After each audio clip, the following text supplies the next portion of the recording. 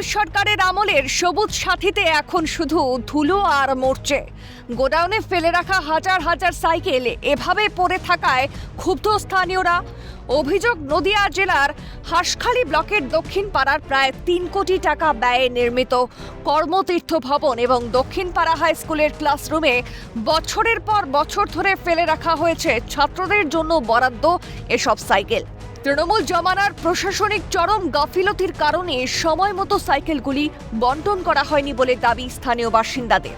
এটা তো বিগত বহুত দিন ধরে পড়ে আছে, পুরনো সরকারের আমল থেকে এই অবস্থায় রয়েছে। তারা এর দেখভাল করেনি। প্রচুর একটা দুটো সাইকেল না, হাজার হাজার সাইকেল এভাবে নষ্ট হচ্ছে, প্রাপ্য মানুষগুলো পায়নি। এইগুলো কিন্তু আমাদের ট্যাক্সের টাকার নষ্ট।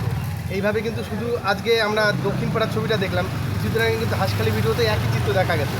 তো এইভাবে দিকে দিকে যেখানে যেখানে সাইকেলগুলো রাখা হয়েছে সবই এইভাবে নষ্ট হয়েছে। সরকারি অদক্ষতার ফল এবং দুর্নীতির ফলে এই জিনিসগুলো হয়েছে। আর আমাদের সাধারণ মানুষের টাকাগুলো এইভাবে নষ্ট হচ্ছে।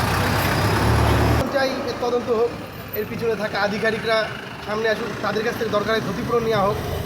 খবর পেয়ে ঘটনাস্থলে পৌঁছান কৃষ্ণগঞ্জ বিধানসভার বিজেপি বিধায়ক সুকান্ত বিশ্বাস।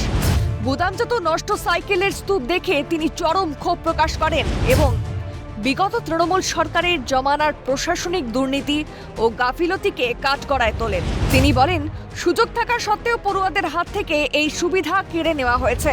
পড়ুয়াদের জন্য আসা সরকারি সম্পত্তি এভাবে ফেলে রেখে নষ্ট করা চরম অপরাধ। পুরো বিষয়টি তদন্তের আওতায় এনে দোষী আধিকারিক ও জনপ্রতিনিধিদের দৃষ্টান্তমূলক শাস্তির ব্যবস্থা করা হবে। যে সবুজ সাথী এই তৃণমূল সরকারের একটা বিরাট বড় স্ক্যাম।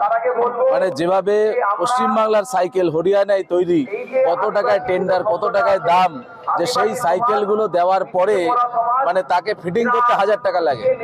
এইভাবে যে লেভেলের করাপশন করেছিল তৃণমূল সরকার, এবারে সেই করাপশনের মাত্রা আমি দেখলাম এখানে ডাবল। কর্মতীর্থ প্রকল্প 3,20,00,000 টাকায় সরকারি বিল্ডিং বানানো হয়েছে পাবলিককে, যারা ব্যবসা করে তাদেরকে দোকান দেওয়ার নাম করে। সেখানে গিয়ে দেখলাম একটা দোকানও নেই। টোটালটাই সেখানে রাতের অন্ধকারে, সেখানে হয়তো মদের আসর বসতো। এখন সরকার পরিবর্তন হওয়ার পরে হয়তো মদের আসরটা ভয়ে বসছে না, কিন্তু বাকি সমস্ত দুর্নীতির যে আঁকড়া ওখানে হয়েছিল তদানীন্তন তৃণমূল কংগ্রেসের নেতৃত্ব নির্দেশে এবং তাদের ইচ্ছে, তার একটা জ্বলন্ত নিদর্শন হচ্ছে সেখানে সবুজ সাথীর সাইকেল রিজেক্টেড অবস্থায় পড়ে রয়েছে। এখন তো আর ক্ষমতায় নেই এদেরকে বলে কি, এদের তো যারা এই কাজের সঙ্গে যুক্ত তাদের অবশ্যই তদন্ত হবে এবং এদের বিরুদ্ধে যতদূর যাওয়া যায় ততদূর যাবো, আমি পরিষ্কার বার্তা দিলাম। সরকারি কোষাগারের বিপুল অর্থ ব্যয় করে কেনা এই সাইকেলগুলি অযত্নে নষ্ট হতে না দিয়ে অবিলম্বে দ্রুত সংস্কার করে যোগ্য শিক্ষার্থীদের হাতে তুলে দেওয়ার দাবি তুলেছেন হাঁসখালির বাসিন্দারা। নদিয়া থেকে প্রসেনজিৎ বিশ্বাসের রিপোর্ট, ক্যালকাটা নিউজ।